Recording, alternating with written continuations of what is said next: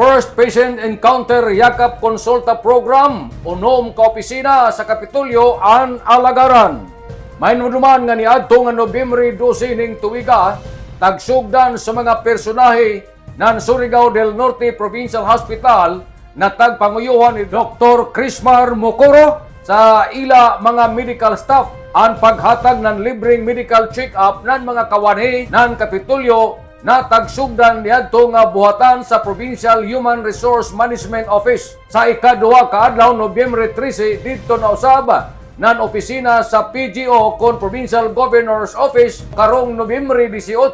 ang medical team moadto na usab sa buhatan ng Provincial Accounting Office sanan sa pagka Nobyembre 19 adto na sab sa opisina ng Provincial Treasurer's Office Nobyembre 25 sa may Provincial General Services Office sanan pagkaunom ka adlaw adto na usab sa Provincial Budget Office. Amo na ini ang tubag sa mga pag-ampo ni Provincial Governor Lyndon Barbers na ang kagamhanan na lalawigan ng Surigao del Norte makahatag ng libre sanan tinuray na serbisyong medikal ubo sa ija administrasyon. Si Miss Vicky Kamingi na amoy tinubdan ning maong impormasyon milaong na amoy tinguha gajud ni Governor Barbers na matagan ng kahimsog ng panlawas ang mga empleyado ng probinsya dakan mosamot ka progresibo ang ilang inadlaw-adlaw na mga trabaho para sa ilang pamilya. Ang ini na programa sa gobyerno ang First Patient Encounter Yakap Konsulta Program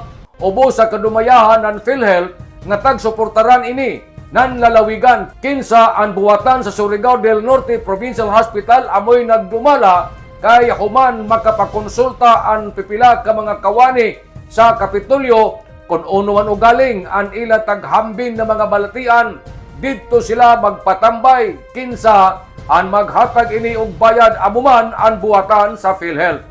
Nanukad gikan diri sa Kapitolyo ini si Marix Nurse Marconsim Vlogs, Mario Conali Simurlan mulaong salamat, maradyaw na adlaw natong tanan.